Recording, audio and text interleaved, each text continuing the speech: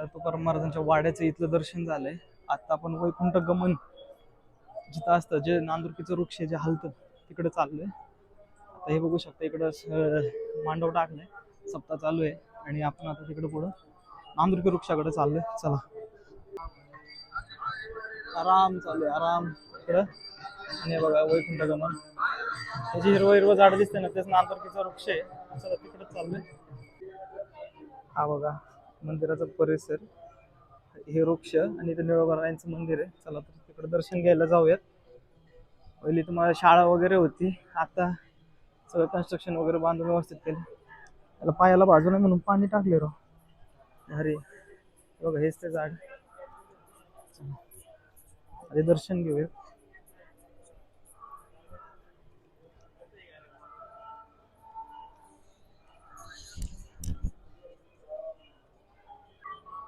नांदुरकी वृक्षाच्या साईडला तुकाराम महाराजांचं जीवन, जे काय काय महत्वाचे प्रसंग आहेत ते इथे सगळे लावलेले आहेत.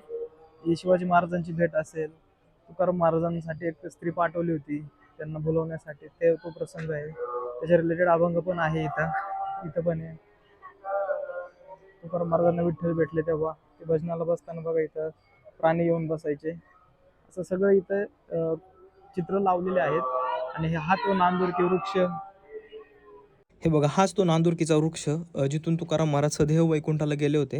ह्याच नांदुरकीच्या वृक्षावरती गरुड आला होता आणि तुकाराम महाराज त्याच्यावरती विराजमान होऊन वैकुंठाला गेले होते. आणि याचमुळे आजही तुकाराम बीजेच्या दिवशी दुपारी 12 वाजता हा वृक्ष हलतो असं म्हणतात. हाच तो नांदुरकीचा वृक्ष. बघा आता वैकुंठ गमन झालं, आता आपण भंडारा डोंगराला जाणार आहे. तिथं खूप मोठा सप्ताह चालू आहे, त्याच्यामुळे आता तिकडे चाललोय आपण. बघू बसची सोय आहे का, नाही तर चालतच जायला लागेल. चल, जपनाम चालू आहे, जपनाम ऐका. विठ्ठल केशवा. चला नशिबानं आपल्याला बस मिळाली, पण नशीब आपलं एवढं पण चांगलं नाही. अर्ध्यापर्यंतच बस मिळाली, कारण ही बस पुढून क्रीडा संकुलला जाणार आहे. त्याच्यामुळे आपण फक्त नदी क्रॉस करून थोडं पुढं एक 1.5 किलोमीटरपर्यंत आपल्याला ही बस साथ देईल. त्याच्यामुळं चला तिथपर्यंत जाऊयात. हे बघा आरशात मी कसा दिसतोय, मला सांगा कमेंट करून मी कसा दिसतोय त्याच्यामध्ये. इथूनच ती दिंडी निघाली होती चालत नाही का, 375, आणि आपण हे आता तिकडंच चाललोय. त्या दिवशी काय चालायला नाही जमलं, आता जाऊया चालतच निघालो होतो. पण थोडं पुढं चालत आलो आणि तेवढ्यात मागून पाहिलं तर बस आली. ती नेमकी भंडारा डोंगराच्या पायथ्याची बस होती. नशिबानं ती भेटली आणि त्याच्यात बसलो. परत एक 5 रुपयाचं तिकीट काढलं आणि आता चालत चाललो आहे. हे बघा भंडारा डोंगर इथून दिसेल. काय गाड्याच मध्ये येतात राव, झाडं बिडं आहेत ना अशी, त्याच्यामुळे. पण खरंच खूप दिवसानंतर बसने प्रवास करून खरंच चांगलं वाटलं. पहिलं पुण्याला सारखं यायचो जायचो, ते किस्से खूप वेगळेच आहेत. भंडारा डोंगराच्या पायथ्याला एवढं मोठं नियोजन केलेलं आहे. पार्किंगची सोयच बघा ना किती मोठी केलेली आहे.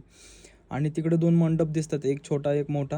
आता ते कशाचे काय हे तुम्हाला मी दाखवतो. आता हे बसमध्ये काय होतंय, सारखं बस हलते, त्याच्यामुळे सगळं वायबल होतंय.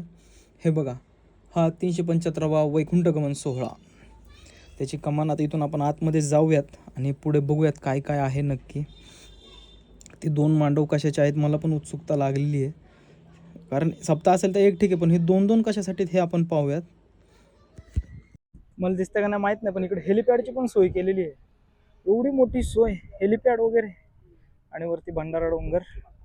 चला जाऊयात. पहिला मंडप.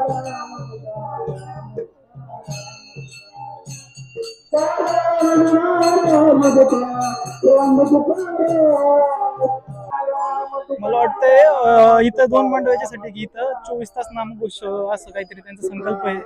24 तास तुकाराम तुकाराम हे नामघोष चाललं पाहिजे, त्यासाठी हा मांडव आहे. इथं 24 तास हा नामघोष जो ऐकू येतोय ना, तो नामघोष 24 तास चालू असतो, तो हा मांडव आहे. आणि आता दुसरीकडे जो आहे इकडे बघू शकता, तिकडे कीर्तन पारायण सगळं तिथं चालू असतं. तर आता तिकडे जाऊयात. आता थोडा विश्रांतीचा टाइम आहे त्यांचं, त्याच्यामुळे एवढी काही गर्दी नाही.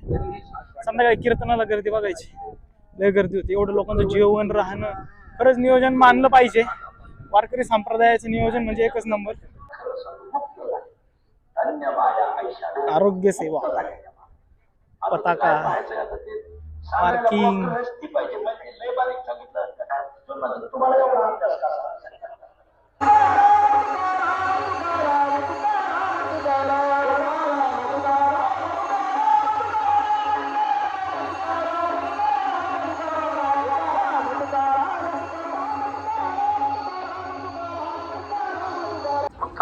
वाचून सगळं जुनी पडलं थोंका पायाला लावायचा. बाबा सांगतात मृत्यूदेवाने पुन्हा तोंडात घालायचे. वा वा, माझ्या महाराजांची सेवा करती माऊली, हिचे रजक्कन आपल्या मुखात केले पाहिजे.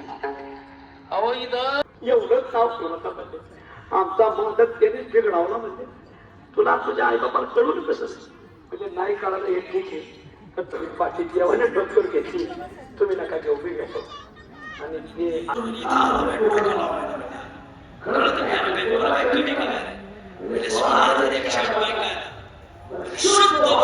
हे बघा, इथून सोय केली डायरेक्ट स्टेजवरती चालत चालत जायला. आणि आजूबाजूने एकदम सुंदर अशी फुलं, ओरिजिनल फुलांच्या कुंड्या लावलेल्या आहेत. आणि इथून सरळ सरळ चालत तुम्ही स्टेजवरती जाऊ शकता. किती सुंदर आणि प्रॉपर नियोजन म्हणू शकतो आपण याला इथं केलेलं आहे. एका साईडला पुरुष, एका साईडला स्त्रिया, वरती लाईट, फॅन, एवढं सगळं नियोजन. आणि आता तुम्हाला पिण्याच्या पाण्याचं नियोजन दाखवतो. कितीही लोक येऊ द्या ना, 227 नळ काहीतरी आहेत. त्यांनी माईकवरती सांगितलं, मी काही मोजत नाही बसलो. नळाच्या शेजारी ग्लास, तिथं हात धुवा, तिथं पाणी प्या, एकदम प्रॉपर असं नियोजन केलेलं आहे. हे बघा, इकडं कीर्तन वगैरे होतं तो मंडप. आणि इकडं खाली बघू शकता जिथं जेवण, चहासुद्धा एवढं लोकांना उपलब्ध आहे ते. आणि तिथंच भंडार खोली देखील आहे. आपण ते सगळं पाहण्यासाठी आता तिकडं जाऊयात. जेवण चालू असेल तर जेवण पण करूयात. ही बघा भंडार खोली, या खोलीमध्ये आपण जाणारच आहोत, पण त्याच्या आधी जेवण करून घेऊयात, कारण भूक लागली, एवढं लांब चालत चालत आलो आहे.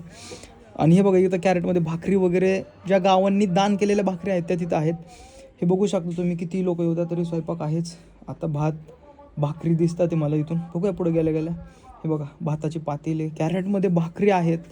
आणखीन वड्या आहेत, त्या गोल वड्या, चौकोनी वड्या, असा हा मेनू आहे. चला आपण आता लाईनीमध्ये लागूयात. आता भाकर घेतली. आणि हे बघा, जेवायला काय काय आहे, बाजरीची भाकर, ज्वारीची भाकर, त्यानंतर त्या वड्या आहेत कसल्या तरी, मला वाटतं मासवडीला ज्या वापरतो ना तशा वड्या आहेत, बुंदी आहे, ह्या गोडवड्या आणि भात, असं हे नियोजन आहे. खूप सुंदर असं नियोजन. जेवण वगैरे आता करून घेऊयात आणि मग परत आणखीन यांचं भंडार, तिकडं काहीतरी स्वयंपाक चालू आहे ते दिसतंय. चला, जेवण झालं आहे आता. खरं तर उशीर झाला, पण प्रसाद घेऊ म्हटलं. खरं तर किती चांगला लागला प्रसाद. सकाळची भाकर दुपारी खायला नको होती आपल्याला, पण इथं भाकर कधी केली असेल आणि ती आत्ता भेटली, चांगलीच वाटली. हे बघा, 1000 किलो गुळ पिंपळे जगताप या ग्रामस्थांनी तुकाराम महाराजांच्या या सप्त्यामध्ये अर्पण केलेलं आहे. हे बघू शकता, गुळाची गाडी बघा तुम्ही आतमध्ये, किती गुळ आहे. 1000 किलो म्हणजे काही साधी गोष्ट नाही ना. बघा, एवढा सगळा गुळ या ग्रामस्थांनी इकडं दिलेला आहे. त्याच्यानंतर या कॅरेटमध्ये सगळ्या भाकरी आहेत संध्याकाळच्या जेवणासाठी.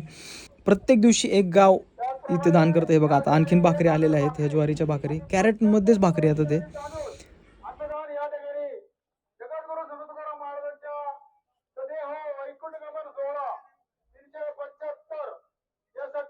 बघा, आता आपण आतमध्ये भंडार खोलीत जाऊयात. भंडार खोलीत हे बघू शकता तुम्ही, किती सारं दान लोकांनी दिलेलं आहे आणि हा सप्त्याला मदत केलेली आहे. एवढे दानशूर व्यक्तींमुळेच हा सप्ताह पार पडायला मदत होते असं म्हणायला हरकत नाही. कांदे, बटाटे आणि इकडे जेवणाचं नियोजन प्रॉपर. चुली गावाकडच्या जशा चुली असतात तसं नियोजन आहे. सरपण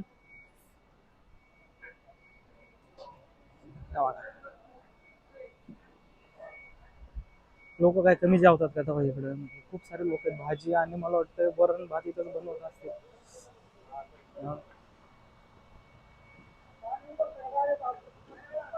महाप्रसादाचं नियोजन खरंच खूप डेंजर आहे. हवा घालण्यासाठी बघा, ती मशीनच लावली डायरेक्ट, जेणेकरून चूल विजू नये म्हणून. टेक्नॉलॉजीला तोड नाही बाबा, काही करतील. अशी ही स्वयंपाक खोली, कंटिन्यू स्वयंपाक चालू आहे आणि कंटिन्यू पंक्ती चालू आहेत.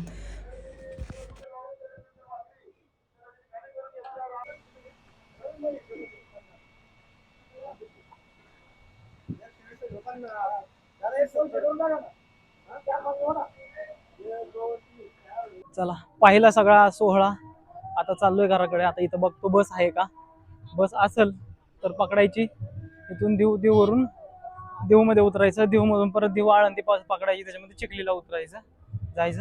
आता बघू शकता गर्दी जमायला चालू झाली आहे, कारण कीर्तनाचा टाइम चालू झालाय, कीर्तन चालू झालंय. खूप सारे लोक, आजूबाजूच्या गावातली लोक येतात. ते बघितलं तर किती देणग्या दिलेल्या आहेत राव तिकडं, देणगी म्हणा किंवा काय वस्तू, भाकरी. खरंच हे नियोजन फक्त वारकऱ्यांनीच करू जाणे. त्यांनाच नियोजन जमणार हे. खूप मस्त असं नियोजन केलंय. एकदा तरी नक्की भेट द्या बीजच्या आधी. भंडारा डोंगराच्या पायथ्याला हा सोहळा चालू आहे. चला जातो आता. रामकृष्ण हरी.